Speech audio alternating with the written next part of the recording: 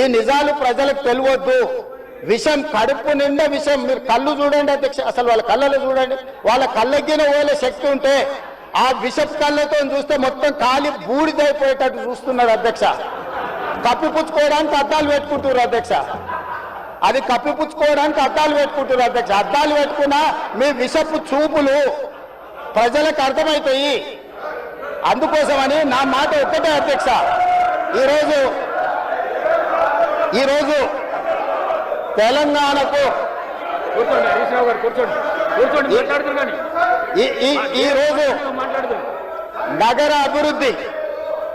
ఈరోజు నగర అభివృద్ధి చేయడం మా బాధ్యత. ఈరోజు ఇన్ని మాటలు మాట్లాడుతున్నారు కదా అధ్యక్ష. ఆనాడు కాంగ్రెస్ లో గెలిచిన ఎమ్మెల్యేని తీసుకొని మూసీ రివర్ డెవలప్మెంట్ కార్పొరేషన్ కు చైర్మన్ చేసింది ఎవరు అధ్యక్ష? ఎవరు? ఈ రోజు వివరాలు చెప్తుంటే ఆ నొప్పేందుకు అధ్యక్ష? ఆ నొప్పేందుకు? మీరు అనుమతి ఇచ్చిన తర్వాత వాళ్ళెవరు అధ్యక్ష ప్రశ్నించనికే? వాళ్ళెవరు సభ్యులు? ఈ రోజు అక్బరుద్దీన్ ఓవైసీ గారు, పాయల శంకర్ గారు, లేకపోతే కాలేరు వెంకటేష్ గారు. ఆ కాలేరు వెంకటేష్ గారినైనా చూసి నేర్చుకోండి, కనీసం ఒక అవగాహన వస్తుంది. స్పష్టంగా నేను అంబర్పేట పోయినప్పుడు చెప్పిండు, 100% అంబర్పేట శాసనసభ నియోజకవర్గంలో మేము మూసీ నది ప్రక్షాళనకు సహకరిస్తాము. మా పేదలకు అందరికీ మంచి ఇండ్లు కట్టించండి, మా ప్రభుత్వ కార్యాలయాలు కట్టించండి, మా ప్రాంతాన్ని అభివృద్ధి చేయండి.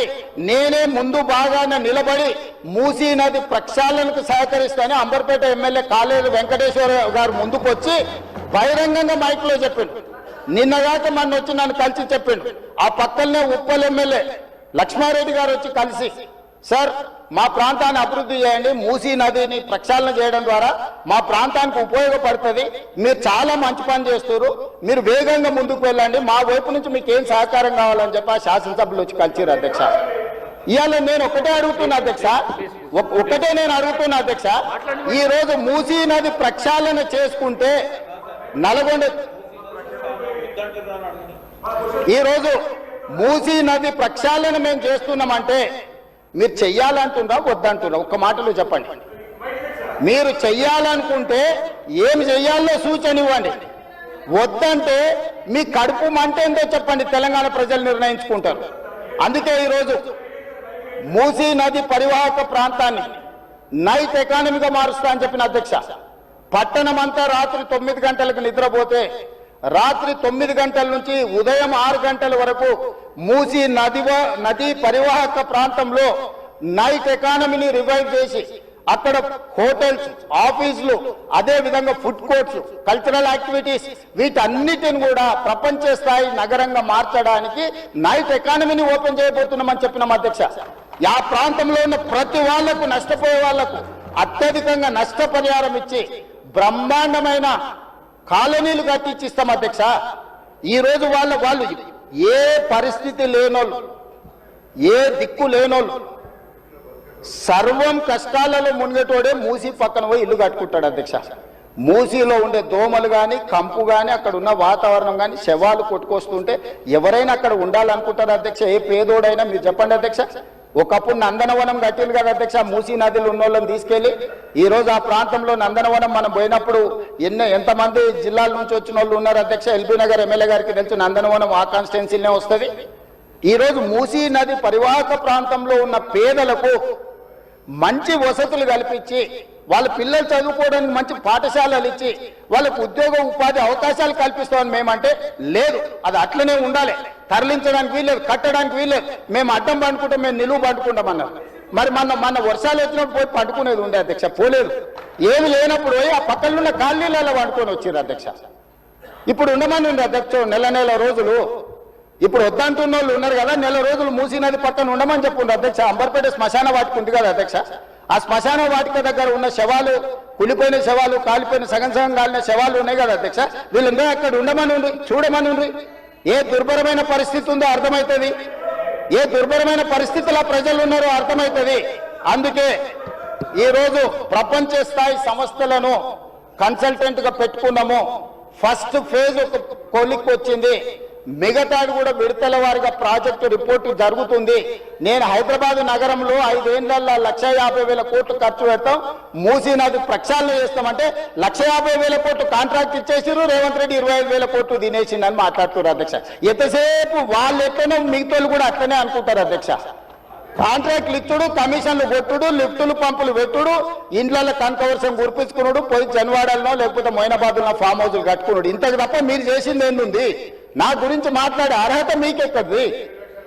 ఈ రోజుకు ఏది కూడా మేము కన్సల్టెంట్స్ డీటెయిల్ ప్రాజెక్టు రిపోర్ట్ ఇచ్చే వరకు అంచనాలు మేము చెప్పలేము. ఏంటంటే మేము 80,000 పుస్తకాలు చదవలేదు, మాకంత నాలెడ్జ్ లేదు, మేము అట్లా దొంగతనాలు చేయాలని పని కూడా పెట్టుకోలేదు అధ్యక్ష. అందుకే ఈరోజు మంచిరేవుల దగ్గర కాకతీయుల నాటి శివాలయం ఉన్నది అధ్యక్ష. 850 సంవత్సరాల పురాతనమైన శివాలయం మంచిరేవుల దగ్గర ఉంది అధ్యక్ష. గ్రేహాండ్స్ ల్యాండ్ ఉందా? ఈ రోజు అక్కడ శివాలయం కట్టదలుచుకున్నాం అధ్యక్ష. మన సంస్కృతిని కూడా పునరుద్ధరిస్తున్నాం. ముందుకు వచ్చిన తర్వాత మక్కా మసీదు ఉన్నది, ఒక అంతర్జాతీయ స్థాయి మసీదును అక్కడ కట్టదలుచుకున్నాం అధ్యక్ష. నదీ పరివాహక ప్రాంతంలో ముందుకు వస్తే సిక్ చావుని గౌలిగూడ దగ్గర ఒక అద్భుతమైన స్వర్ణ దేవాలయం లాంటి ఒక సిక్ మందిరాన్ని కట్టదలుచుకున్నాం అధ్యక్ష. ఆ విధంగా ముందుకెళ్తే ఉప్పల్ ప్రాంతంలో మెదక్ చర్చ్ లాంటి ఒక అద్భుతమైన చర్చిని కట్టదలుచుకున్నాం అధ్యక్ష. మూసీ నది పరివాహక ప్రాంతంలో ఒక పక్కన దేవుడు ఉంటాడు, ఇంకొక పక్కన అల్లా ఉంటాడు, ఇంకొక పక్కన గురుద్వారా ఉంటుంది, ఇంకొక పక్కన యేసు ప్రభు ఉంటాడు. ఈ 4 మతాలకు సంబంధించి మూసీ నది పరివాహక ప్రాంతంలో మత సమ్మేళనాన్ని చేసి ఒక మత సామరస్యాన్ని అభివృద్ధి చేయడానికి ఈ రోజు కార్యక్రమాలు చేస్తున్నాం అధ్యక్ష. అదే విధంగా ఈ రోజు ఇంటర్నేషనల్ స్టాండర్డ్స్ లో మనం అక్కడ ఉండే వ్యాపార కేంద్రాలను అభివృద్ధి చేయాలనుకుంటున్నాం అధ్యక్ష. ఈ రోజు నీళ్లు శాశ్వతంగా అందులో ప్రవహించే విధంగా నగరాల నుంచి వచ్చే మొత్తం కాలుష్యాన్ని మొత్తం నియంత్రించి సివరేజ్ ట్రీట్మెంట్ ప్లాంట్స్ పెట్టి ట్రీట్ చేసి ఆ వాటర్ ని కూడా వినియోగించుకోవడానికి ఈ రోజు ప్రణాళికలు చేస్తున్నాం అధ్యక్ష. వీటన్నిటికీ అంచనాలు లేకుంటే టెండర్లు ఇచ్చి కాంట్రాక్టర్ల దగ్గర నుంచి మేము కమిషన్లు కొట్టదలుచుకోలేదు అధ్యక్ష. సంవత్సరంన్నర నుంచి నిరంతరం పనిచేస్తే ఇప్పుడు ఒక కొలిక్కి వచ్చినాయి.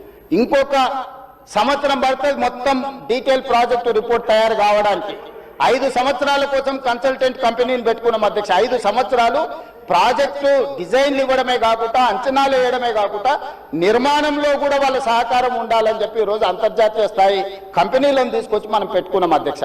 నేను అందుకే డిపిఆర్ వచ్చిన తర్వాత బడ్జెట్ సెషన్ లో మీ అందరికీ డీటెయిల్ ప్రాజెక్టు రిపోర్ట్ హౌస్ లో ప్రజెంట్ చేస్తా అధ్యక్ష. మీ అందరి సూచనలు తీసుకుంటాం, మీ అందరి సలహాలు తీసుకుంటా. నాకు ఇందులో సీక్రెట్ ఏం లేదు అధ్యక్ష. ఒక గొప్ప మంచి ఉద్దేశంతో మూసీ నది ప్రక్షాళన చేయదలుచుకున్నాము. ఇది 4 నదుల అనుసంధానం అవుతుంది అధ్యక్ష. మూసా నది, ఈసా నది, గోదావరి నది, కృష్ణా నది, 4 నదుల అనుసంధానము జరగగలిగిన ఏకైక అవకాశం తెలంగాణ రాష్ట్రంలో ఉన్నది. ఈ గొప్ప కార్యక్రమాన్ని చేసే అవకాశం దేవుడు నాకు ఇచ్చిండు. ఈ రోజు గాంధీ బాపు ఘాట్ ఏదైతే ఉందో అక్కడ గాంధీ సరోవర్ కట్టదలుచుకున్నాం అధ్యక్ష. గాంధీ సరోవర్ నిర్మించాలంటే ప్రభుత్వానికి భూమి తక్కువ ఉంది, డిఫెన్స్ ల్యాండ్ ఉంది. 200 ఎకరాలు కేంద్ర ప్రభుత్వాన్ని అడిగినాం, నరేంద్ర మోడీ గారిని అడిగినాం, రాజ్నాథ్ సింగ్ గారిని అడిగినాం. రాజ్నాథ్ సింగ్ గారు పెద్ద మనసు చేసుకొని తాత్కాలికంగా ఇమ్మీడియట్ గా ఒక 60 ఎకరాలు ఇస్తా, ఇంకొక 50 ఎకరాలు 100 ఎకరాల పైన ఇస్తా. గాంధీ సరోవర్ అక్కడ గాంధీ సరోవర్ దగ్గర ప్రపంచంలోనే ఎత్తైన మహాత్మా గాంధీ గారి విగ్రహాన్ని కట్టాలి. అక్కడ గాంధీ ఫిలాసఫీని ప్రపంచానికి చెప్పాలి.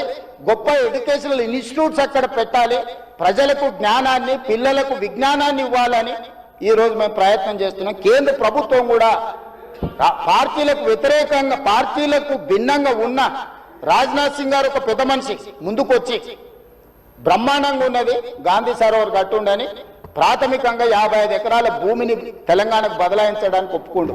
మేము 200 అడిగినాం, మేము 100కు వస్తాం, మిగతా 50 ఎకరాలు కూడా ఇవ్వండి అని అడిగితే మనం కలిస్తే ఇప్పుడు కమిటీని పంపించింది అధ్యక్ష. డిఫెన్స్ సెక్రటరీలు అందరూ వచ్చి ఫీల్డ్ ఇన్స్పెక్షన్ చేసి ప్రాథమికంగా ఇది బ్రహ్మాండమైన ప్రాజెక్టు, మీకు ఆ భూమి కూడా ఇస్తామని కేంద్ర ప్రభుత్వం ముందుకు వచ్చింది అధ్యక్ష. మేము కేంద్ర ప్రభుత్వంతో సయోధ్య పెట్టుకుంటున్నది మీలాగా కేసుల నుంచి తప్పించుకోనికే కాదు అధ్యక్ష, తెలంగాణ రాష్ట్రాన్ని అభివృద్ధి చేయడం కోసం కేంద్ర ప్రభుత్వంతో ఈరోజు మేము చేస్తుంటే ఈరోజు మనోళ్ళు దానికి రకరకాల ఆలోచనలు జోడించి ఏది దోస్తే అది మాట్లాడుతున్నారు అధ్యక్ష. అందుకే దయచేసి సభ్యులకు ఏం అనుమానాలు ఉన్నా నాకేం అభ్యంతరం లేదు. నేను గతంలో ఇది నిర్మాణం చేయాలనుకున్నప్పుడు గ్రేటర్ హైదరాబాద్ పరిధిలో ఉండే ఎమ్మెల్యేలందరినీ సౌత్ కొరియా చూడడానికి రెవెన్యూ మినిస్టర్ శ్రీనివాస్ రెడ్డి గారి నేతృత్వంలో కార్పొరేటర్లను, మేయర్ని, డిప్యూటీ మేయర్ని, ఆఫీసర్లని, శాసనసభ్యులను అందరినీ పొమ్మన్నాం. మొదట్లో పాపం శాసనసభ్యులు అందరూ రానికి సిద్ధమయ్యారు.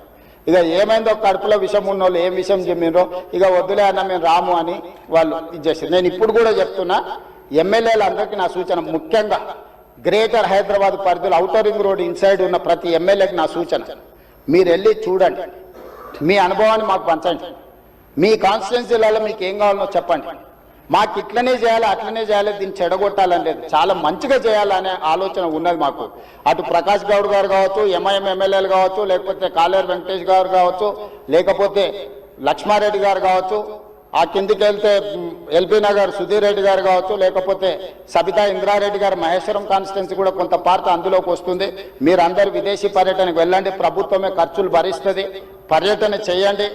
ప్రపంచ స్థాయి మూసీ రివర్ డెవలప్మెంట్ ఫ్రంట్ను మనం అభివృద్ధి చేసుకుందాం, ప్రపంచంతో మనం పోటీ పడదాం. ఆ అభివృద్ధి కార్యక్రమంలో పేదలకు ఎవరికైతే ఇబ్బంది కలుగుతుందో ఆ పేదలకు ఏ విధంగా న్యాయం చేద్దామో మీరు చెప్పండి. వాళ్ళకు పెద్ద కాలనీ కట్టిద్దామా? నాకేం అభ్యంతరం లేదు, ప్రభుత్వ నిధులతోనే కడుతున్నాం కదా. మీ ఆస్తి ఏమో అమ్ముతలేని, నా ఆస్తి కూడా అమ్ముతలేని, ప్రజలు కట్టిన పన్నుల నుంచి ఆ పేదలకు మంచి మంచి ఇల్లు కట్టిద్దాం, మంచి స్కూళ్ళు కట్టిద్దాం, మంచి హాస్పిటల్ కట్టిద్దాం, ఉద్యోగ ఉపాధి అవకాశాలు కల్పిద్దాం, స్కిల్ వాళ్ళకి ట్రైనింగ్ ఇద్దాం. ఆ ట్రైనింగ్ ఇచ్చిన తర్వాత పరిశ్రమలలో వాళ్ళకి ఉద్యోగాలు కల్పించే ఏర్పాటు చేద్దాం. ఒకవేళ ఆ ప్రాంతం నుంచి తరలిపోవడానికి వాళ్ళకి ఇబ్బంది ఉంటే, మలక్పేట ఎమ్మెల్యే గారు చెప్పారు, భయ్యా यहाँ से उतना दूर जाना है तो हमारे लोग नहीं जाएंगे, अगल बगल में कुछ जगह देके उन लोगों को घर बना के दो. मलकपेट एमएलए कुछ सुझाव दिए, हम लोग वहीं पर जगह ढूंढ रहे, 4 एकड़ 5 एकड़ लेके 10-12 मंजिल बनाए तो वहां को वहीं रहेंगे, वहीं एक अच्छा छोटा स्कूल बनाएंगे.